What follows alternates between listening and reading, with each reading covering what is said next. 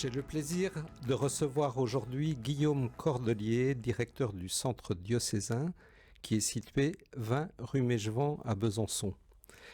Guillaume, bonjour. Bonjour Pierre. Vous êtes le directeur du centre diocésain de Besançon. Pouvez-vous nous dire quelle est sa vocation et nous présenter votre projet pastoral ? Alors la vocation du centre diocésain, c'est déjà une maison diocésaine, au service de la dynamique pastorale d'ensemble du diocèse. Il y a beaucoup de réalités dans cette maison. C'est une grande chance de pouvoir avoir des services et mouvements, un EHPA, un EHPA, donc un établissement d'hébergement de personnes âgées pour nos prêtres âgés.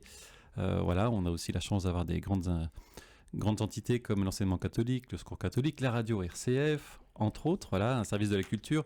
C'est très riche et les orientations de ce projet pastoral, telles que les avait pensées notre archevêque en 2018, sont toujours d'actualité. Encourager le travail des services et des mouvements diocésains, faire communauté par une vie fraternelle qui se manifeste dans l'accueil, la convivialité, la prière, les repas partagés, avoir une vie spirituelle riche, on a la chance d'avoir une chapelle classée, et créer des échanges avec toutes les composantes de la société, puisqu'on a aussi une association Espace Grammont Accueil qui se tourne vers un public extérieur à l'église. D'accord, donc vous nous parlez des services et des mouvements diocésains, vous pouvez détailler un petit peu, nous les décrire ? Oui, alors les mouvements sont autonomes, ils ont leur vie propre, que ça soit des mouvements de jeunes ou des mouvements d'adultes. Les services diocésains, eux, ce sont des salariés, qui sont des laïcs en mission ecclésiale, donc au service de la pastorale du diocèse. Et quels sont les mouvements qui sont hébergés au centre diocésain ? On a des mouvements de l'action catholique, destinés aux jeunes. Nous avons le MEJ aussi, le mouvement rural de la jeunesse chrétienne, le MRJC. Et puis d'autres mouvements aussi, chrétiens des retraités, mouvement des chrétiens ruraux. Tous ces mouvements et services sont présents dans la maison pour beaucoup, et donc ils peuvent justement se rencontrer, échanger entre eux, et ça c'est quand même une grande chance. Voilà. D'accord. Donc en fait le centre diocésain c'est à la fois un lieu d'accueil et de vie, notamment pour les prêtres âgés.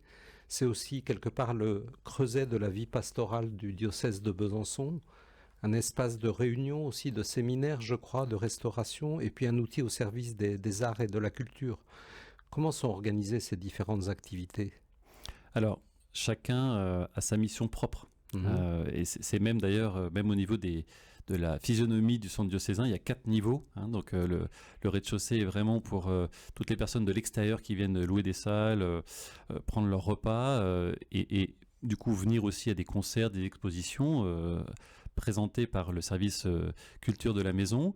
Et puis ensuite, dans les étages, on a ces services et mouvements, on a ces hébergements pour les prêtres. Ce que j'aime beaucoup, moi, c'est la rencontre.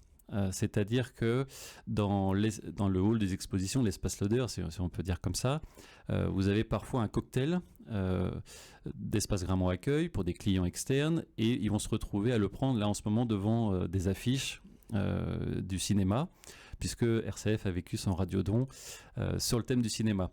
On a parfois nos prêtres qui viennent déjeuner le midi dans la salle qui leur est réservée, et puis il y a des fonctionnaires des différentes administrations autour du centre diocésain qui viennent prendre leur repas, et parfois se créent des échanges surprenants, parfois même en profondeur, où les gens qui viennent régulièrement interpellent nos prêtres.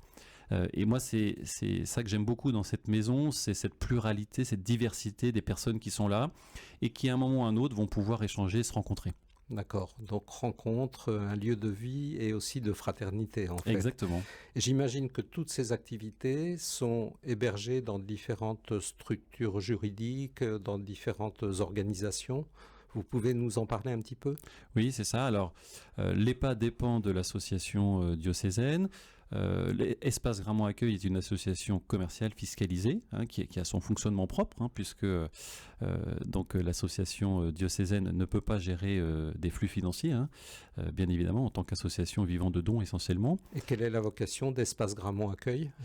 Eh bien, vraiment de pouvoir s'ouvrir sur l'extérieur, de pouvoir accueillir un public qui n'aurait peut-être jamais mis les pieds au centre diocésain, un ancien grand séminaire. Voilà.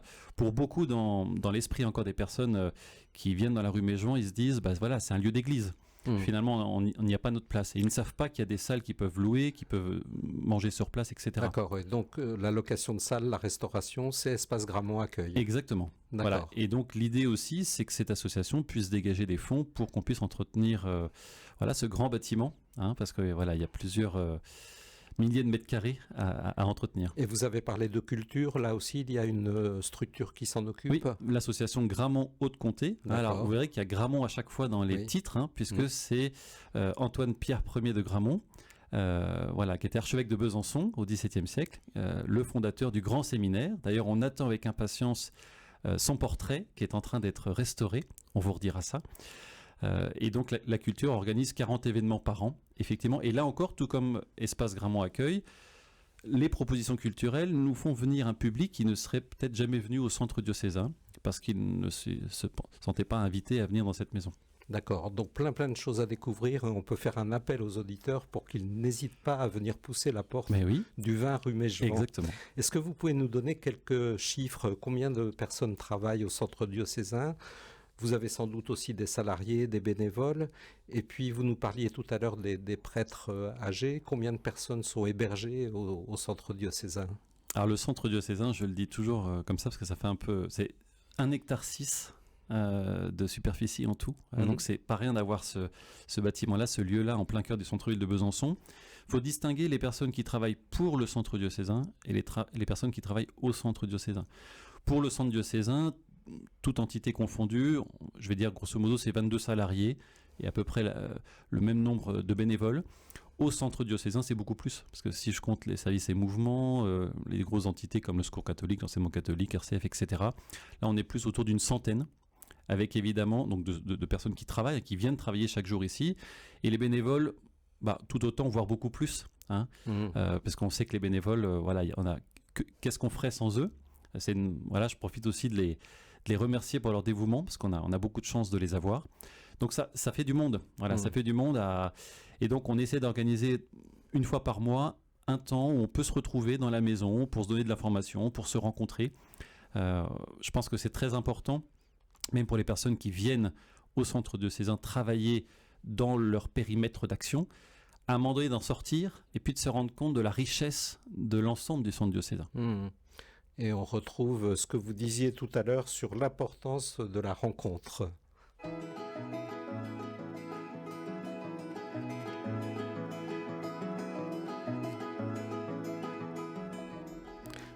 Nous retrouvons Guillaume Cordelier, directeur du centre diocésain, Antoine-Pierre Ier de Grammont, vous nous l'avez dit, à Besançon. Guillaume, notre émission s'appelle « Un entrepreneur engagé ». Nous avons parlé de l'activité du centre diocésain que vous dirigez, mais maintenant j'aimerais aller à la rencontre de l'homme. Vous avez commencé votre parcours au sein du diocèse de Besançon en étant responsable du service de l'évangélisation des jeunes et des vocations. Pourquoi l'évangélisation est-elle importante pour vous?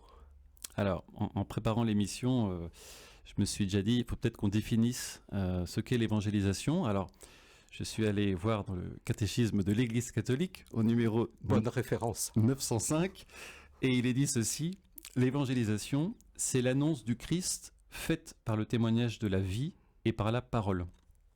Et ça, ça m'a bien rejoint parce que aujourd'hui, le monde a soif de cette parole, a soif de sens et moi, l'évangélisation, c'est vraiment ce qui me parle aujourd'hui, c'est de pouvoir témoigner de ma foi.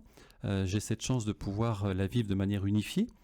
Mais c'est important aujourd'hui qu'on aille aussi dans le témoignage explicite, qu'on ose mettre des mots sur sa foi, parce que des personnes ont besoin de l'entendre. On n'est plus dans une culture chrétienne, dans la famille ou dans la société. Et donc, à un moment donné, il faut qu'on aille jusqu'à mettre des mots et à témoigner explicitement. Et du coup, souvent on se dit le témoignage explicite, c'est du prosélytisme. Parce qu'on a dans ce toile de fond les témoins de Jéhovah qui vont frapper aux portes, etc. À partir du moment où vous témoignez de la manière dont le Christ a transformé votre vie, la manière dont vous l'avez rencontré, que c'est un témoignage qui vous est personnel et que vous ne cherchez pas à convertir l'autre, mais à lui offrir comme un cadeau, pour moi, vous êtes dans la justesse de ce que doit être l'évangélisation. Voilà. Le prosélytisme, quelque part, on va forcer ce cœur à s'ouvrir, alors que nous, on est simplement là, en intermédiaire du Christ, quelque part, pour toquer à la porte du cœur de celui qui veut bien accueillir notre témoignage. Et puis c'est l'Esprit Saint, de toute façon, qui fera cette œuvre de conversion si la personne est prête. Et ça rejoint aussi l'authenticité, l'unification dont vous avez parlé entre vie personnelle, vie professionnelle, vie spirituelle. On n'est pas différents, effectivement, voilà. Où qu'on soit. Bien. En 2019, vous avez découvert le Congrès Mission, ce qui vous a conduit à en organiser 2 éditions à Besançon en 2021 et 2023. Qu'est-ce que c'est le Congrès Mission ? Alors, le Congrès Mission, c'est certainement ce qui m'a permis aussi de pouvoir vous dire ce que je vous partageais sur le témoignage explicite. Moi, j'en ai fait une expérience personnelle où je me suis retrouvé le soir dans la rue à aller témoigner de ma foi et mettre des mots dessus. Le Congrès Mission, c'est le rassemblement de celles et ceux qui, partout en France, depuis 10 ans, essayent de justement témoigner de leur foi, mais de manière innovante, créatrice, pour rejoindre nos contemporains. Il y a 4 piliers dans le Congrès Mission. Renouveler l'enthousiasme missionnaire, partager des outils missionnaires, créer un grand réseau missionnaire sur tout le territoire et enrichir nos expériences de mission. Moi, j'ai aimé ce visage d'église que j'ai rencontré en 2019, intergénérationnel, vivant, joyeux. Toute la diversité de l'église était représentée. Il n'y avait pas de jugement, on était là, tournés vers le Christ, côte à côte, avec ce même désir de dire à quel point on avait un trésor en nous, à quel point le Seigneur avait pu nous rencontrer et qu'on ne pouvait pas le garder pour nous et qu'il fallait le partager avec respect, avec conviction, là où nous sommes envoyés. Saint François de Sales dit « Fleuris là où tu es planté ». Très bien. Et donc, qu'est-ce que vous avez retenu en 2 mots de ces éditions 2021-2023 ? Pour nous, ici à Besançon, c'était incroyable. Surtout dans l'ouverture. C'est-à-dire qu'à un moment donné, moi je me suis aperçu qu'il y avait plein de personnes dans le diocèse de Besançon qui essayaient dans les paroisses, dans les doyennés, de mettre en place plein d'initiatives, de faire plein de choses. Et ça a été un catalyseur contre le Congrès Mission. Voilà, on a pu se rassembler, on a pu faire connaissance. Et aujourd'hui, on continue à en vivre aussi de cette mission. Il y a des amitiés fraternelles qui sont nées. Et c'est beau de voir qu'on n'est pas tout seul. Et ça rejoint ce qui vous tient à cœur dont vous nous parliez tout à l'heure, la rencontre. Alors vous faites aussi partie du membre des entrepreneurs et dirigeants chrétiens, mais on n'a pas le temps d'en parler, Guillaume, parce qu'on avait plein de choses à partager. Donc il faudra certainement qu'on reprogramme un jour une émission. Merci en tout cas d'être venu à ce micro et merci pour votre témoignage.